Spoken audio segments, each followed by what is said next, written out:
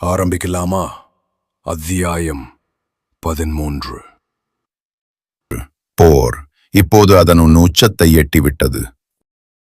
வீராவின் கையில் இருந்த தசக்கலை ஈட்டி. வீரா ஈட்டியை தரையில் ஊன்றி ஒரு ஆழமான மூச்சை உள்ளிழுக்கிறான். அடுத்த கணம் இளவரசன் தன் உடலுக்குள் அசுரக்காளையின் நுட்பத்தை வரவழைக்கிறான்.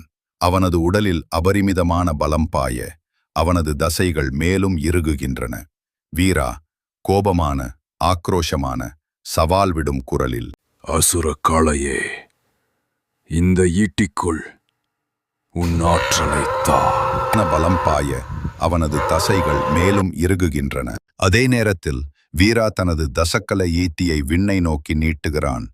வானத்திலிருந்து ஒளியின் வேகத்தில் பாயும் மின்னல், சிறுத்தையின் ஆற்றலும் வேகமும் ஈட்டி வழியாக அவனுள் பாய்கிறது.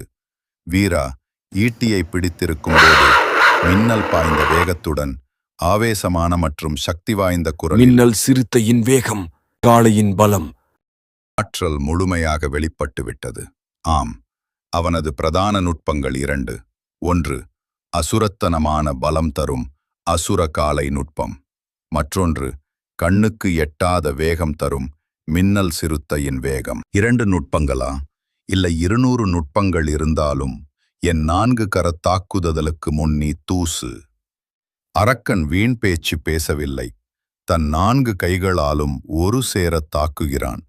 அவனது வாள் மேலிருந்து கீழாகவும் சாட்டை பக்கவாட்டிலும் நேராகவும் வீரா நோக்கி பாய்கிறது. ஆனால் ஆதித்ய வீரா அசரவில்லை. அவன் கையில் இப்போது 10 ஈட்டிகள் உள்ளன. நுட்பம் 1. மின்னல் வியூகம்.